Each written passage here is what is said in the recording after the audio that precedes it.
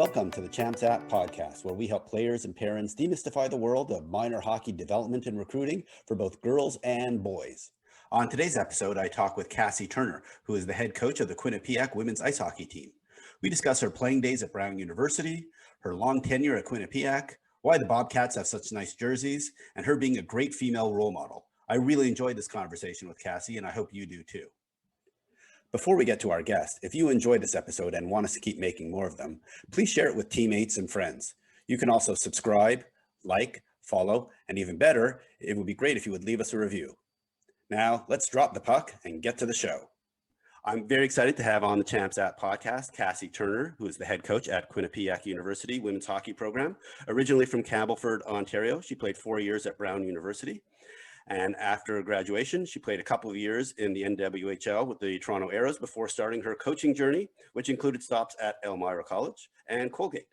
Cass then returned to her alma mater as an assistant coach in 2008, and in 2015, she was named head coach of the Bobcats. In addition to her college coaching, she's also worked with Hockey Canada and the under-18 girls team, both as an assistant coach and as a head coach. Welcome to the podcast, Cassie.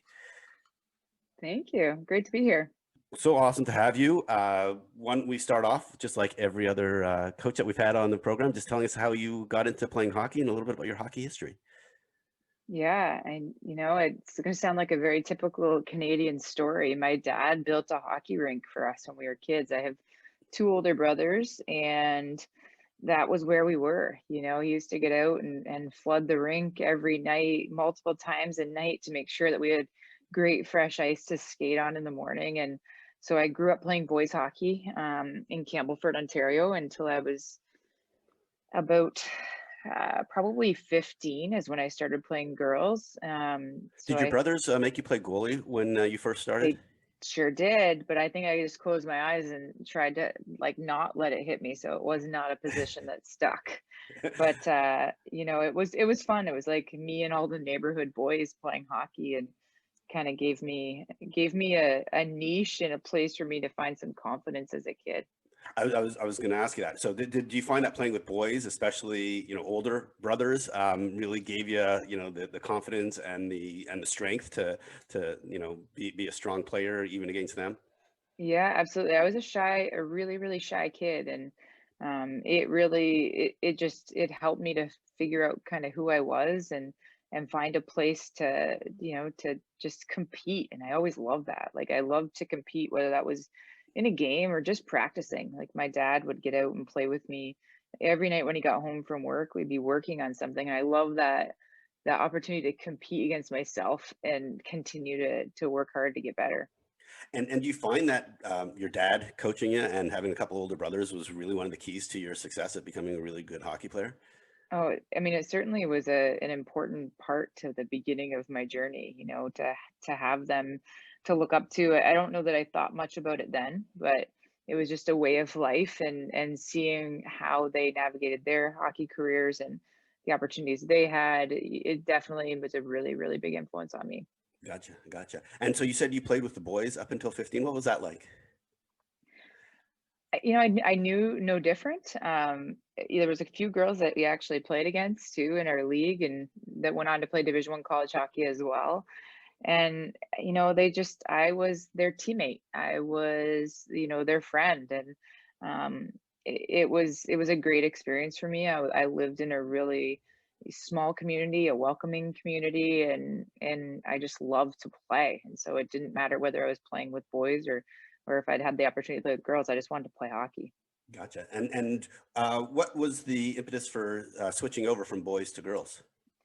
It certainly had gotten to an age. I played my grade 9 year in boys hockey, and I played minor bantam, and I think there was a few kind of scary hits here and there, and the guys were getting pretty big. So there also had been new senior women's AAA teams that had been formed relatively close to my house in Peterborough, Ontario, which was about 45 minutes away. So the fact that team had formed and was there and was an option, we decided that it was the right move, just to be sure that I didn't get hurt, and I was starting to make that jump into women's hockey.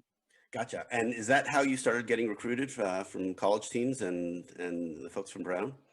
Yeah, kind of that league, but probably more Team Ontario. I played in the Team Ontario under 18 team.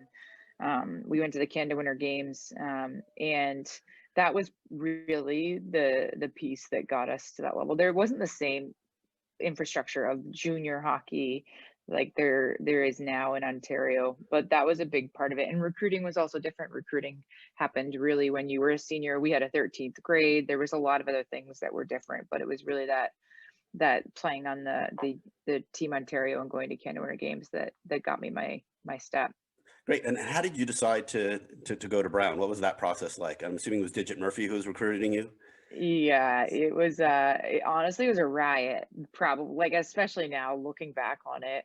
Um her assistant was the first person I spoke to, but interestingly enough, Brown came up to Madoc, Ontario, which is about 20 minutes from my hometown, and they played the Toronto Arrows. It was a snowstorm, and I'll never forget.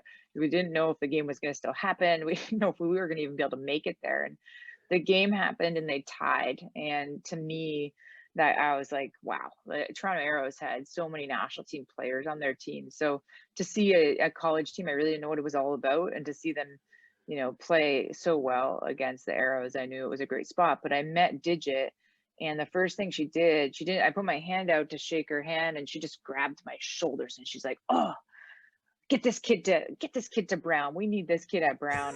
And like, it was weird and funny, and just definitely how our relationship went. She was a lot of fun to play for, and really a big influencer in my life. So that was the start. But Brown had a great history of success, and I was really excited to be a part of that program as well. And I bet you that first interaction with Digit was pretty typical of the 4 years that you spent there. That it was really consistent. What you saw is what you get right there. Absolutely, Uh, absolutely.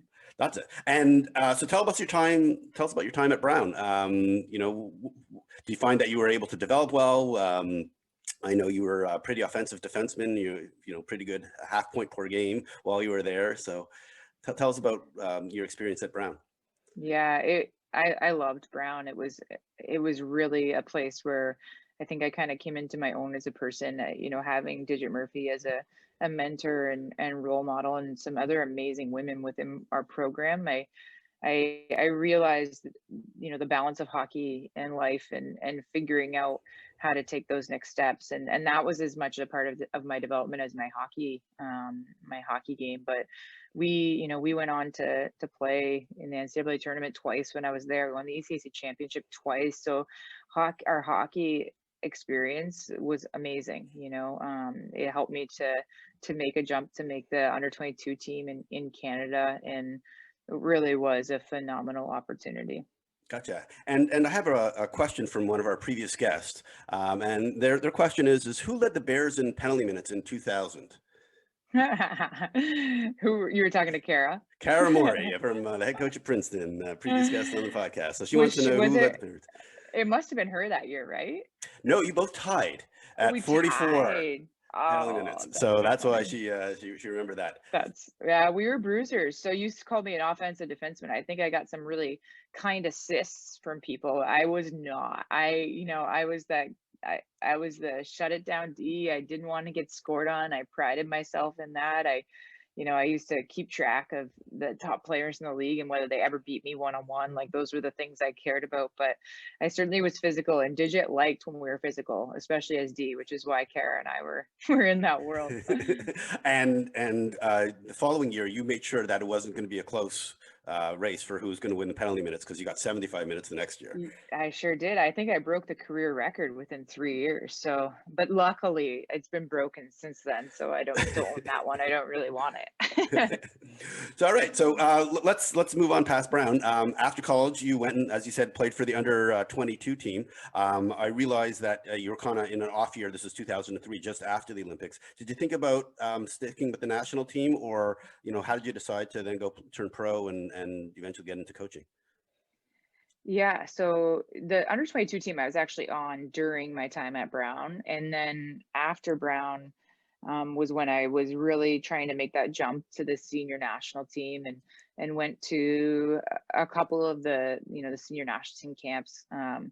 ultimately, I think for me, like I was missing a piece in my game. Like I was a good skater for college hockey, not a great skater for the international game. So playing in the NWHL was amazing. I got the chance to play with a D corps where essentially 75% of our D played on the senior women's national team in Yep. Canada. It was awesome. I think I got to play a role that really fit my skill set. It was an amazing experience, but I wanted to grow with hockey, and where I was as a player, I felt like that wasn't the best place for me to invest, and I wanted to try coaching. And so when I started at Elmira College, I originally just kind of tiptoed into it thinking, okay, well, I'll get my master's. If I like coaching, great, I'll stick with this. If I don't, then at least I have my master's and I'll figure it out from there. But I was 2 weeks into the job and I knew it was for me. I was just energized around the game. I knew I was going to get the chance to grow exponentially, and that I was very, very excited to get into the coaching ranks at that point. Gotcha. So before we get into coaching, a couple of questions as you reflect back on your actual hockey career. What was your favorite hockey memory that you had playing, Oh whether it's wow, youth hockey or college hockey? yeah, that's a great question because there's a few that really stand out. But I think my time in college, you're playing college hockey, those connections that you have with your teammates, your coaches, there really is nothing better. I had some other amazing memories with the national team, but college hockey was just outstanding. And so competing in the 2002 Frozen Four, that's and everything around that weekend. I feel like I can remember it so vividly. And we unfortunately lost to Minnesota Duluth in the final, but Mm, how that team came together that year, we won like six. We had this quest, we were calling it Mission 16W, because there was a factor to making it to the NCAA tournament back then, that if you had your record in the last 16 games. And so we weren't in a place where we were going to be finding ourselves high up in the NCAA tournament, but we won, I think, 14 of those last 16 games, and it put us in a great spot, and a really special group of women who were all united. It was a very, very special season. that's awesome. So then related to that is looking back on your hockey career, what would you do differently? What would you tell your younger self? Hey, like maybe focus more on this than on this as you're kind of growing up. Oh yeah, I hands down right away, I would make sure I wasn't as afraid to make mistakes. I think growing up playing boys hockey, I always felt like I needed to fit in and definitely not stand out in the wrong way. And so I think that brought a cautiousness to my game. And, as somebody once called me textbook Turner, like, oh, to make that simple, easy play, like get that puck on somebody's stick and get it out of your zone. But and that was a great thing as a D. I was consistent, but I could have been a lot better as a player if I was willing to take more risks. And I enjoy that now, watching defensemen who really like to have the puck on their stick and make plays. It's really fun to see. So I would definitely tell myself to take more risks. That's some great advice. I'm sure some defensemen can use that advice, especially if they're For playing sure. against some boys. All right, Yeah. great. That's really helpful. All right, so you after Elmira College, you went to Colgate for a year. Tell us about now moving into Division One as a Yeah, it coach. was, coaching at the Division 1 level. I think I had an expectation of what it was going to be like, and it was much different. And when I played, Brown, we didn't have scholarships, so to be in the scholarship world, to see what the Division 1 game was, it was a very eye opening. It was exciting, and a good year. Nice. And so then I'm assuming that your alma mater gave you a phone call and said, "Hey, would you like to come back?" Is that how it started with you returning to Quinnipiac?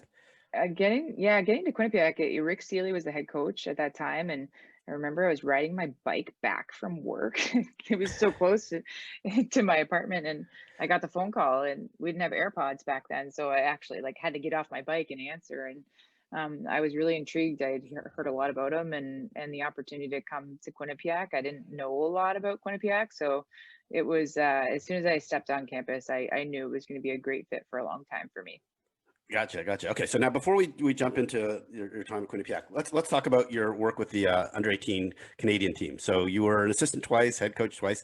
At a really basic level, one thing I'd really love to understand is what is the process in Canada to make the under 18 team? I know Caroline Ouellette was named as the head coach of the under 18 Quebec team over the weekend. So how does that work? Are there like provincial teams and then becomes the national team?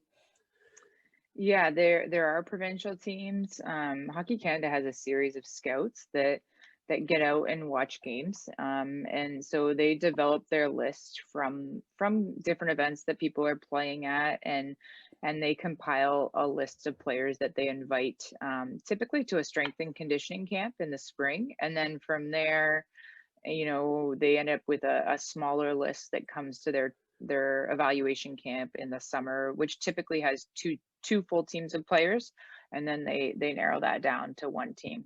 Okay, and how's that separate from the provincial teams? Is it's the provincial teams that they scout from to form those two teams? Yes, and not just from that, they'll scout from, people playing with their club teams as well.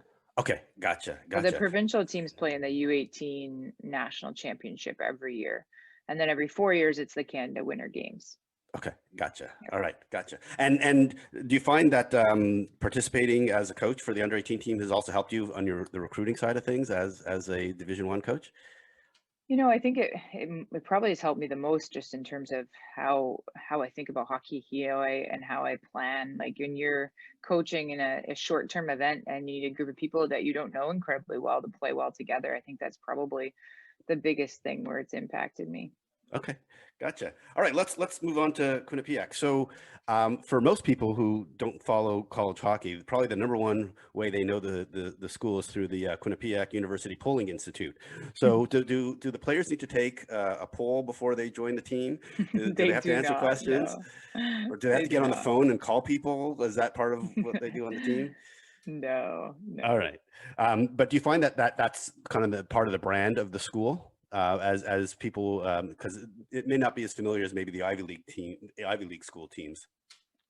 Yeah, I think in the hockey world, Quinnipiac has really established itself well. You go places, and I think some of the success that our men's program has had in the national tournament, and with our program now consistently, competing at a high level, I think more and more people understand what Quinnipiac is all about. Gotcha. And so you have a student body of about 10,000, if I'm correct on that. You're in Hamden, Connecticut, which is just outside New Haven. So obviously you're near Yale. Mhm. And so talk about the academics of the school.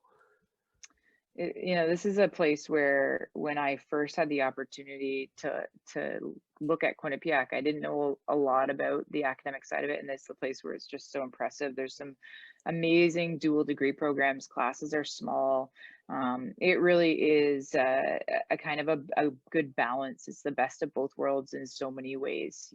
So academically, this is a place where we've had, the opportunity to have so many players come through their time here at Quinnipiac and excel and see themselves in great professions and careers beyond.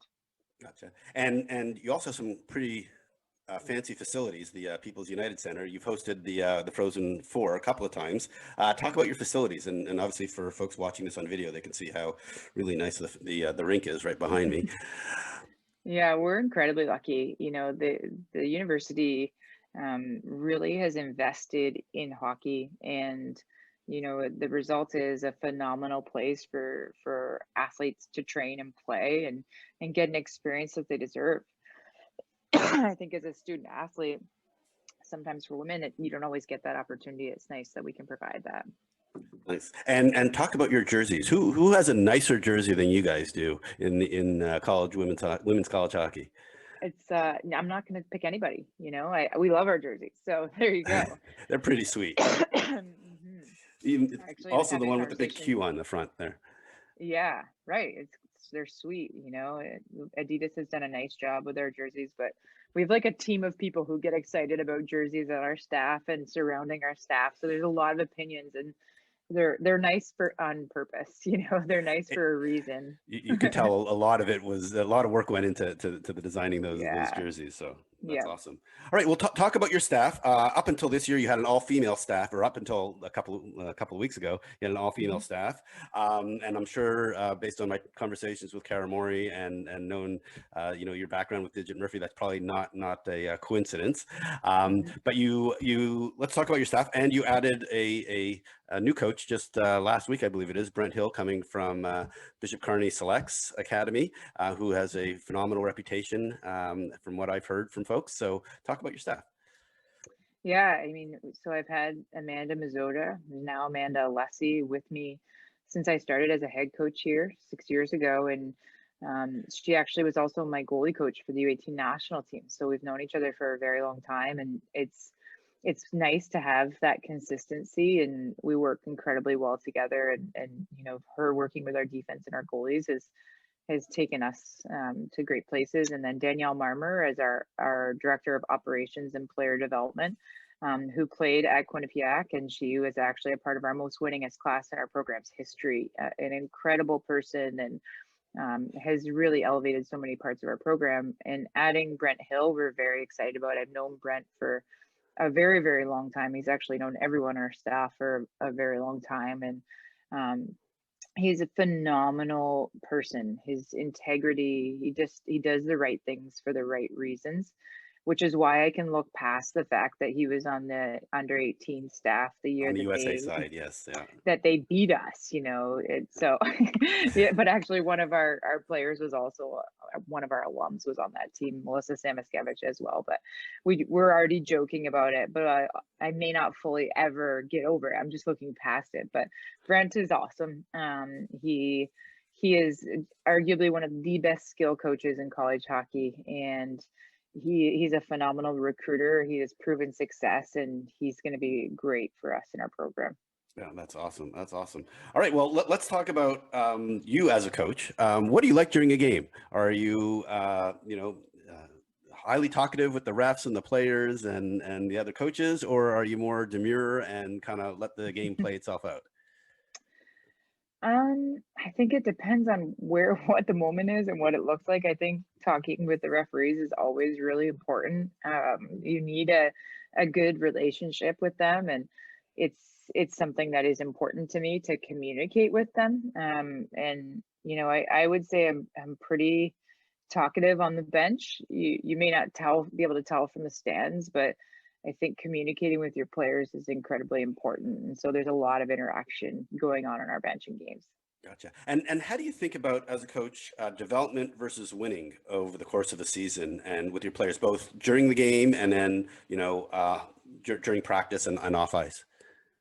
Yeah, it's interesting. If you want to win in the national tournament and make it to the national tournament, you need to win. But that doesn't mean that you make decisions that don't help you to be at your best at the end of the season. And I think that's always our goal is, how do we put people in positions to be successful? And how can we play our best hockey at that point in the year? And how can we play our absolute best hockey at the end of the season? And so there's a lot of decisions and different pieces that go into that. But, we want to win every game we step on the ice. And so we're balancing all of those needs as we progress through our season. Gotcha, gotcha. And you've been pretty consistent over the last few years, especially the last 2 years, having some really good seasons, especially in this COVID year. And from everything that I've seen, you're good at scoring goals. You're good at keeping the puck out of your net. You're good on special teams. You're great at recruiting. So what's it going to take to get you over the hump into the top 10 on a regular basis?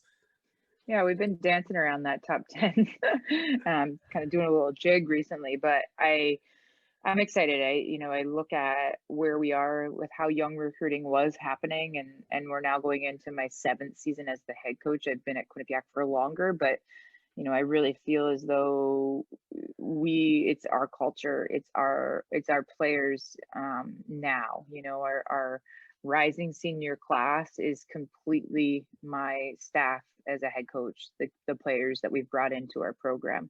This is the first year that we're going to be in that situation. So I think it's showing some of, the talent that we were able to recruit and bring in. The ECAC is just such a challenging league, and it's so fun. And I think the day in and day out, you just don't know what's going to happen. And so it's really exciting. I think long ago it used to be that you had a few U18 national team players and you're probably good to go and you have a great year.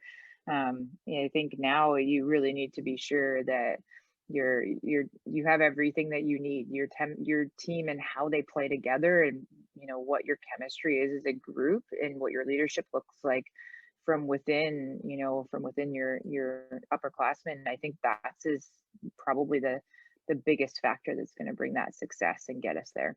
Gotcha. And related to that, in terms of kind of developing your players and showing leadership from your senior players, someone wrote to me that you're a great female role model from a previous guest. So why did they say that? Well, that's really kind. I'm getting old. This is why, right? Like, I've been doing this for a while. It's funny because I don't feel that old, but I am one of the older female head coaches, and it's such an interesting piece in terms of women getting opportunities to be head coaches. And this year has been a really great year in terms of being able to have opportunities, with now Zoom being so accessible and helping us understand we can connect. And I try very hard to connect with as many women as I can, and women going for head coaching jobs, how I can help them along that path and answer any questions, whether it's contracts, whether it's anything at all, so that they can put themselves in the best position to be able to get the opportunities that they deserve. So I try hard at it. I think we have some amazing people in our game, and as much as I can do to help, I really want to pay it back. So you're the unofficial head of the Women's College Hockey Coaching Association. Maybe. There's a lot of us, though. There's some other great people doing great things for women.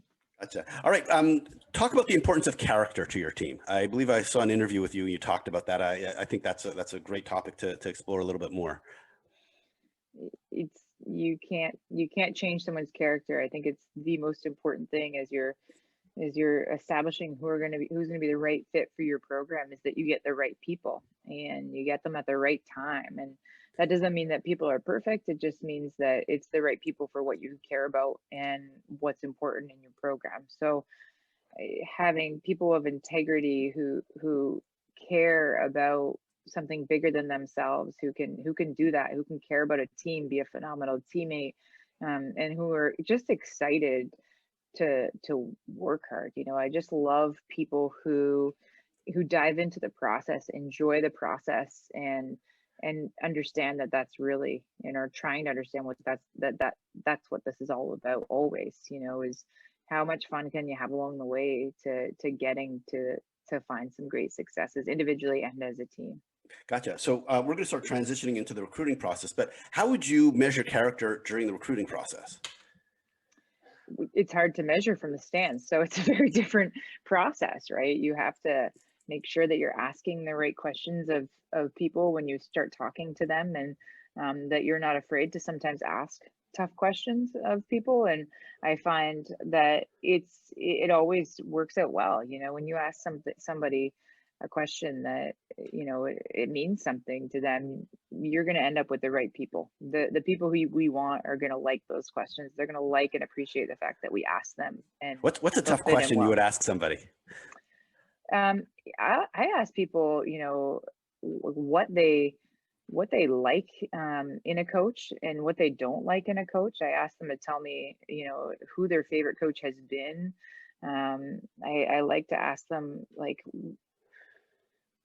if they could pick the toughest year that they had in their playing career, like what was it, or their toughest game and why. And it brings some insight into what makes them tick as an athlete. And not everyone asks those questions. They seem like simple, easy ones, but usually people are just thinking about what is their program about, what's their school about, and they don't find out as much about those individuals.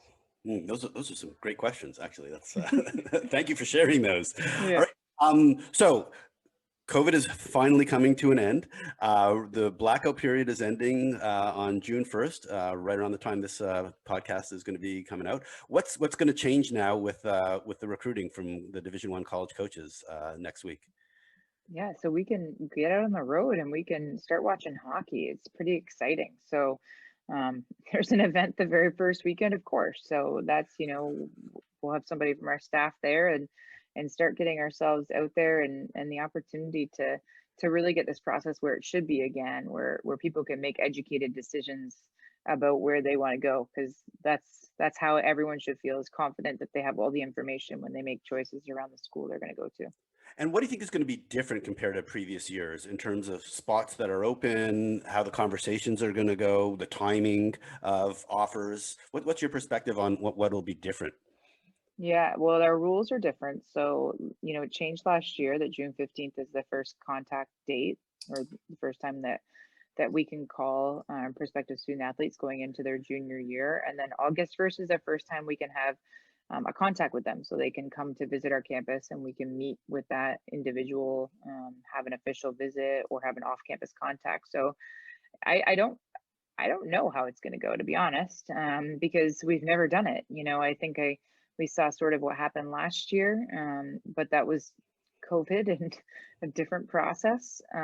But what I hope is that everyone who's navigating this goes through it in a way that they feel like they have all the information they need about the places that they really like, and then they make a choice that's right for them. And I think the timing of that is very individual. There's no hard cut, here's everyone's going to be done by this time, or what it's going to look like. It is about each individual and each program. And not just for Quinnipiac, maybe across all CAC or all the coaches that you're familiar with. Do you feel that there is going to be less openings for 2022 and obviously 2021 is probably done, but is it going to be a harder for some kids to find a spot? At the Division 1 level, I think it will be harder. There are more, just with the NCAA granting an additional year of eligibility, there's more players taking that fifth year. We have 3 people coming back to our program. I know a lot of programs who will have that, and we'll continue to have that as we go through our next few seasons. So yes, it is going to be different, but the great news is there's a lot of college hockey opportunities, and I think it's just going to change the path. And I think the communication is going to be really important between prospective student athletes and coaches. Gotcha. So it's very possible that some kids end up taking, post-grad years just to delay a year, things like that, just based on numbers, if they still want to play Division 1. Is that correct? I would expect that, yeah. Okay.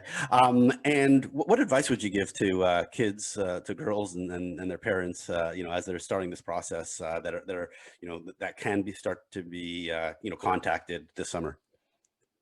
Enjoy it.